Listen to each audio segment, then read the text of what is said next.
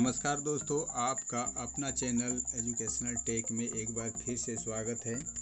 दोस्तों, आज का वीडियो शुरू करने से पहले आप सबसे रिक्वेस्ट है कि मेरा वीडियो लाइक कीजिए, शेयर कीजिए और बेल आइकन को ज़रूर दबाइए।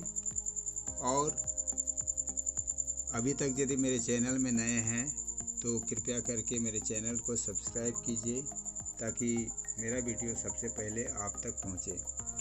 तो दोस्तों, पिछले वीडियो में हमने 9 क्लास का संविधान निर्माण का दूसरा भाग हमने बताया था। आज के इस वीडियो में हम बताएंगे संविधान का दर्शन, जो क्लास 9 का NCERT बुक का तीसरा भाग है। इसे ध्यान से देखें, लाइन बाय लाइन वीडियो को देखें और हो सके तो अपने कॉपी में नोट भी कीजिए। तो चलिए हम वीडियो शुरू करते हैं। इस वीडियो में हम बता रहे हैं कि संविधान का दर्शन। यहाँ हम टॉपिक देख रहे हैं दोस्तों, संविधान का दर्शन।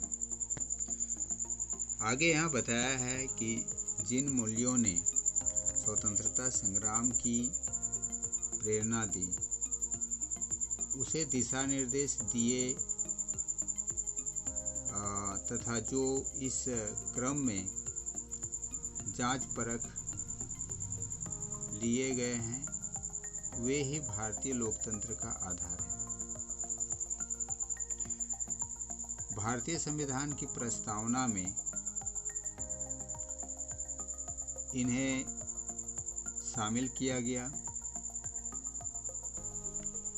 भारतीय संविधान की सारी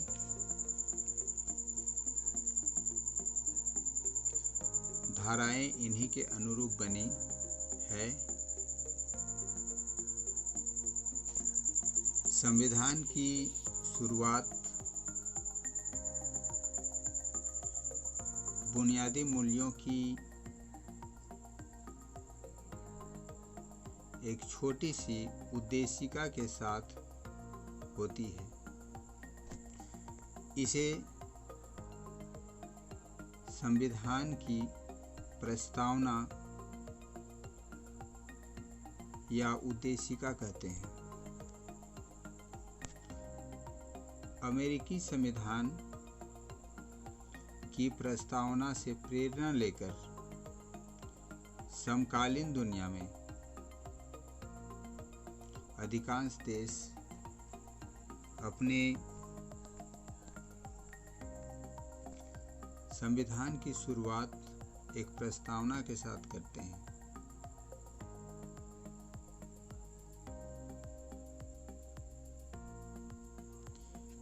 तो आइए हम अपने संविधान की प्रस्तावना को बहुत सावधानी से पढ़ें और उसमें आए प्रत्येक महत्वपूर्ण शब्द के मतलब को समझें। संविधान की प्रस्तावना लोकतंत्र पर एक खूबसूरत कविता सी लगती है। इसमें वह दर्शन है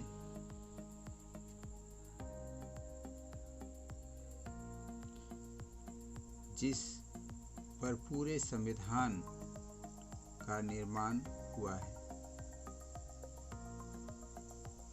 यह दर्शन सरकार के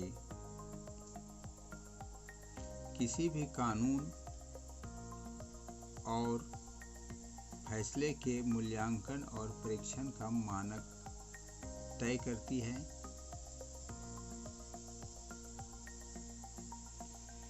इसके सहारे परखा जा सकता है कि कौन कानून, कौन फैसला अच्छा या बुरा है। इसमें भारतीय संविधान की आत्मा बसती है। दोस्तों, उद्देशिका को भारतीय संविधान की आत्मा कहा जाता है। हम यहाँ पर देख रहे हैं कुछ बातें जो बॉक्स के अंदर दिया हुआ है। यह है संयुक्त राज्य कि हम सभी लोग यानी अधिक अच्छा संघ बनाने, न्याय की स्थापना करने, घरेलू शांति बनाने, साझा सुरक्षा व्यवस्था बनाने, जन कल्याण को बढ़ावा देने तथा अपने और अपनी समृद्धि में स्वतंत्रता का लाभ लेने के लिए संयुक्त राज्य अमेरिका के इस संविधान को स्थापित करते हैं और इसका अभिषेक करते हैं। तो ये यहाँ पर देख सकते हैं, बॉक्स के अंदर ये दिया हुआ है, जो कि बहुत ही महत्वपूर्ण है।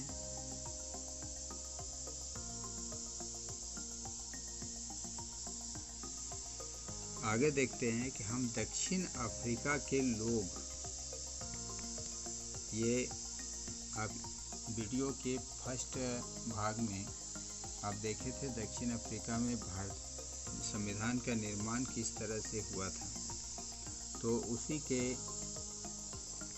संदर्भ में ये बोला गया है कि हम दक्षिण अफ्रीका के लोग, यहाँ पर आगे बताया है कि अपने इतिहास में हुए अन्याय को स्वीकार करते हैं, अपनी भूमि पर आज़ादी और न्याय के लिए संघ करने में कष्ट उठाने वाले को सलाम करते हैं, अपने देश को बनाने, विकसित करने में मदद करने वालों का आदर करते हैं और मानते हैं कि दक्षिण अफ्रीका उन सभी का है जो यहाँ रहते हैं। यहाँ की विविधता से जुड़े हैं, इसलिए स्वतंत्र रूप से चुने अपने प्रतिनिधियों के माध्यम से अपने गणतंत्र के सर्वोच्च कानून के तौर पर इस संविधान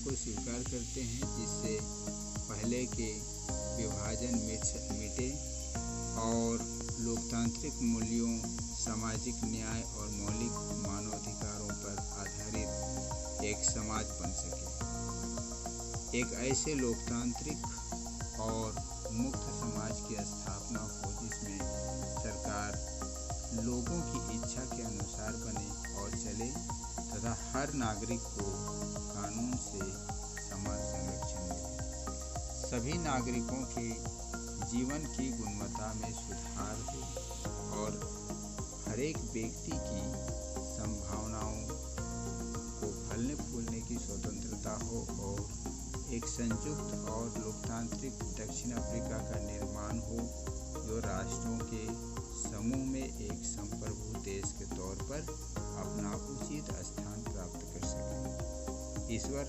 हमारे लोगों की रक्षा करे। तो ये दक्षिण अफ्रीका के लोगों के द्वारा कही गई बात है। अब हम यहाँ जो देखते हैं कि संविधान की उद्देशिका क्या है, और यहाँ उद्देशिका का प्रत्येक शब्द का अपना अलग अलग मतलब है, अर्थ है, उसको हम डिटेल से जानेंगे। तो सबसे पहले हम यहाँ पर देखते हैं कि भारतीय संविधान का उद्देशिका क्या है। यहाँ बोला है कि हम भारत के लोग, क्योंकि ये भारत के लोगों का है, इसलिए यहाँ भारत के लोगों को सबसे पहले संबोधित किया गया है कि हम भारत के लोग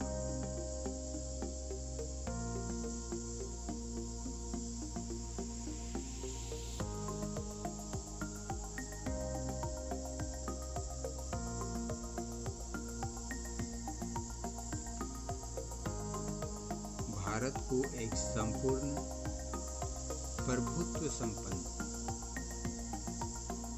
दूसरा जो वर्ड आया है प्रभुत्व संपन्न,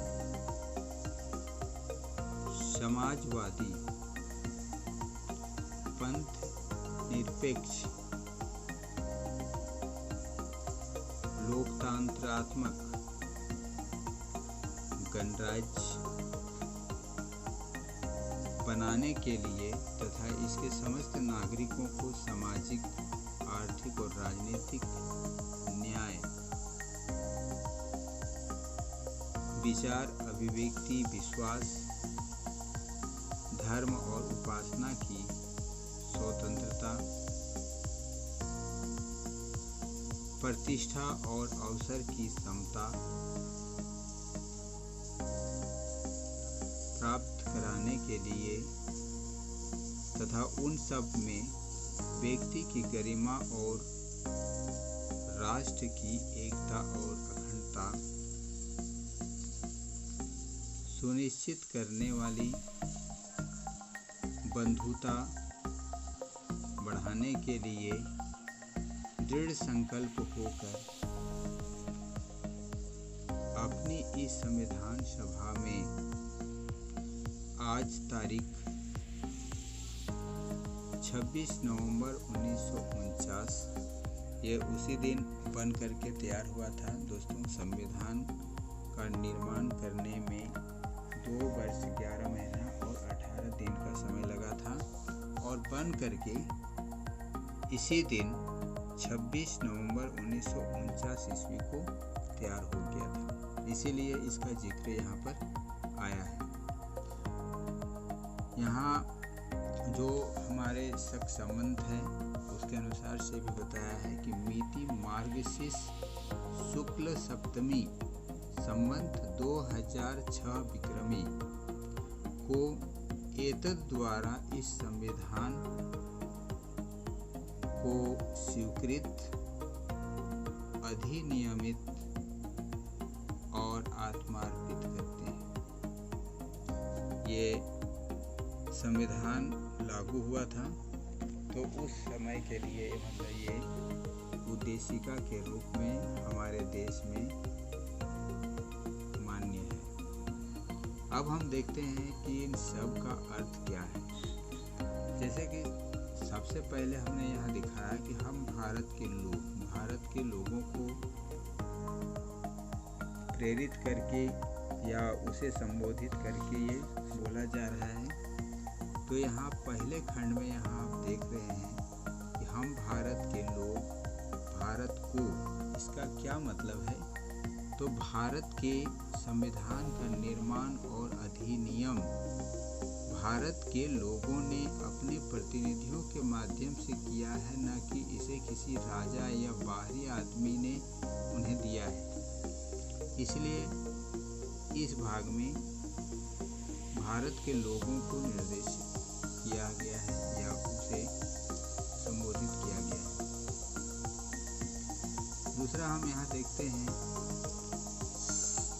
जो आगे था, प्रभुत्व संपन्न। हम यहाँ पे देखते हैं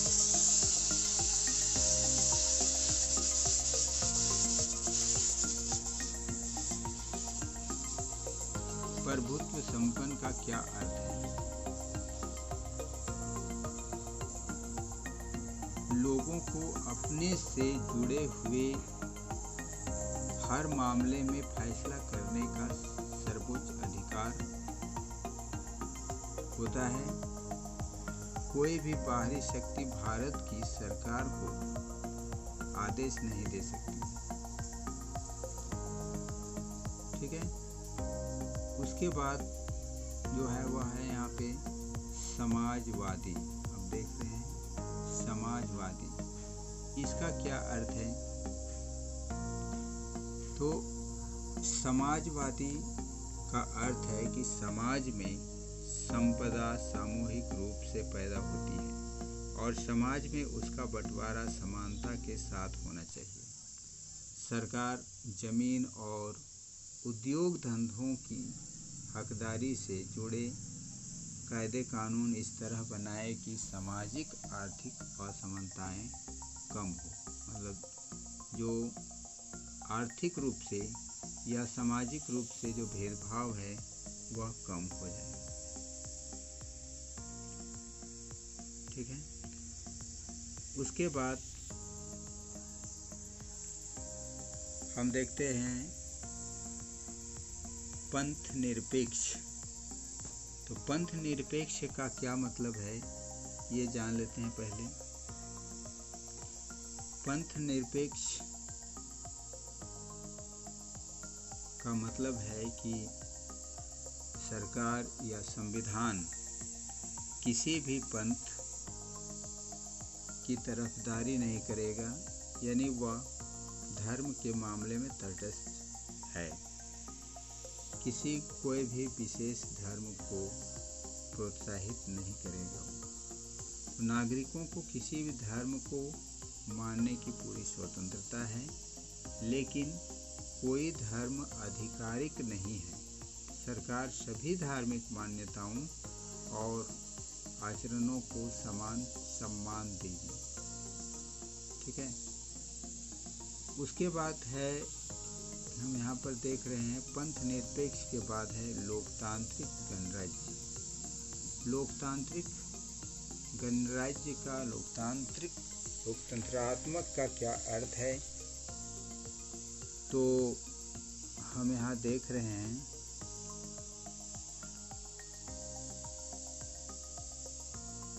लोकतंत्रात्मक सरकार का एक ऐसा स्वरूप जिसमें लोगों को समान राजनीतिक अधिकार प्राप्त रहते हैं।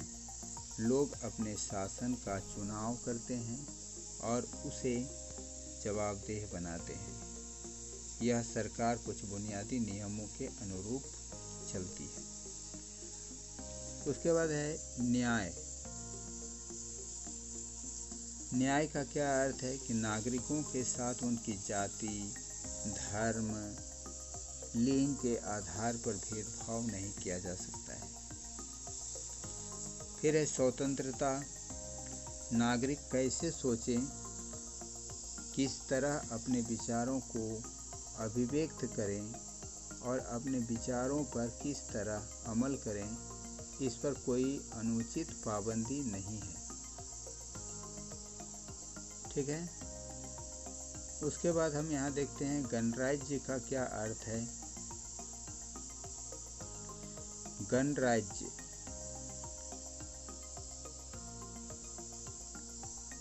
शासन का प्रमुख लोगों द्वारा चुना हुआ व्यक्ति होगा, न कि किसी वंश या राज खानदान का।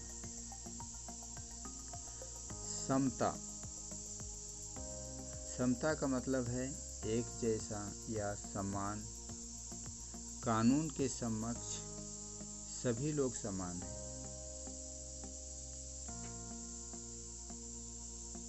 पहले से चली आ रही सामाजिक असमानताओं को समाप्त होना होगा। सरकार हर नागरिक को समान अवसर उपलब्ध कराने की व्यवस्था करे।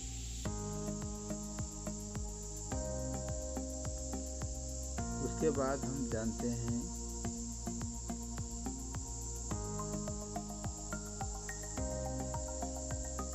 उसके बाद क्या है बंधुता। बंधुता मीन्स भाईचारा, अर्थात सभी ऐसा आचरण करें जैसे कि हम एक परिवार के सदस्य हों। कोई भी नागरिक किसी दूसरे नागरिक को अपने से कमतर न माने। ठीक है। तो इस तरह से हम भारतीय संविधान की जो विशेषताएं हैं उसको हम देखें। अब है संस्थाओं का स्वरूप। संस्थाओं का स्वरूप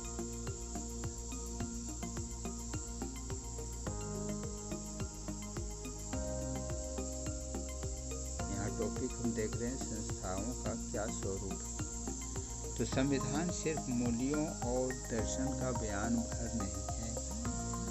जैसा कि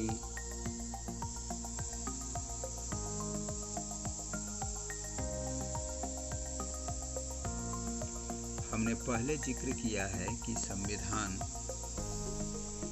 इन मूल्यों को संस्थागत रूप देने की कोशिश है, जिसे हम भारत का संविधान कहते हैं।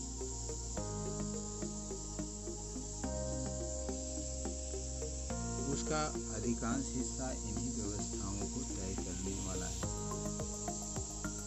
यह एक बहुत ही लंबा और विस्तृत दस्तावेज है, इसलिए समय समय पर इसे नया रूप देने के लिए इसमें बदलाव की जरूरत पड़ती है। संविधान निर्माताओं को लगा कि इसे लोगों की भावनाओं के अनुरूप चलाना चाहिए और समाज में हो रहे बदलावों से दूर नहीं करना चाहिए। उन्होंने इसे पवित्र, अस्थायी और न बदले जा सकने वाले कानून के रूप में नहीं देखा था। इसलिए उन्हें बदलावों को समय समय पर शामिल करने का प्रावधान भी रखा और इन बदलावों को ही संविधान संशोधन कहते हैं। संविधान ने संस्थागत व्यवस्थाओं को बड़ी कानूनी भाषा में दर्ज किया है। अगर आप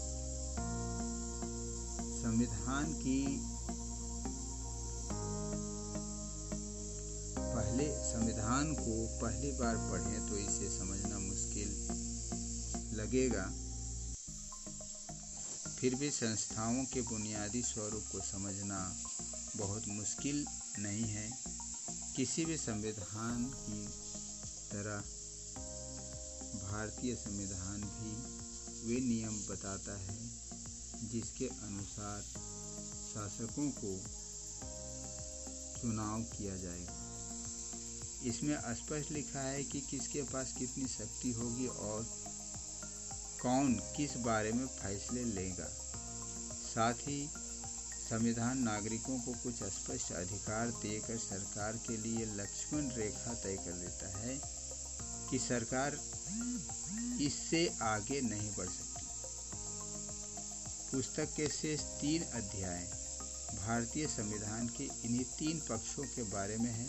प्रत्येक अध्याय में हम कुछ प्रमुख संवैधानिक प्रावधानों पर नज़र डालेंगे और समझने की कोशिश करेंगे कि लोकतांत्रिक राजनीति में किस तरह काम करते हैं।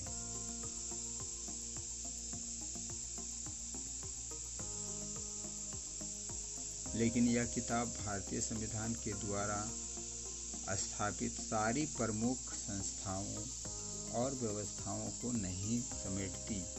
इसके कुछ पहलुओं पर आपके अगले वर्ष की किताब में चर्चा होगी। और तब तक आप यहाँ देख रहे हैं कि कुछ शब्द का अर्थ दिया हुआ है, इसे आप ज़रूर नोट करिएगा अपने नोटबुक में, ठीक है। धारा यहाँ दिया हुआ है। धारा का क्या अर्थ है? तो धारा किसी दस्तावेज का खास हिस्सा, अनुच्छेद है। संविधान क्या है? तो संविधान देश का सर्वोच्च कानून है जिसमें किसी देश के राज्य को कानून होते हैं चलाने के लिए, राजनीति और समाज को चलाने के लिए मौलिक कानून होते हैं। इसी तरह से यहाँ कुछ वर्ड जो दिया हुआ है इसे आप कॉपी में लिख करके और उसे याद कर लेंगे। तो दोस्तों आज का वीडियो बस इतना ही। किसी तरह का कोई डिमांड हो तो आप कमेंट बॉक्स में लिखें। वीडियो कैसा लगा वह भी आप कमेंट बॉक्स में लिखिए। और यदि वीडियो पसंद आया होगा तो लाइक कीजिए, शेयर कीजिए और बेल आइकन को जरूर दबाइए। और अभी तक यदि हमारे चैनल में नए होंगे तो कृपया करके चैनल को सब्सक्राइब कर लीजिए ताकि मेरा वीडियो सबसे पहले आप तक पहुंचे।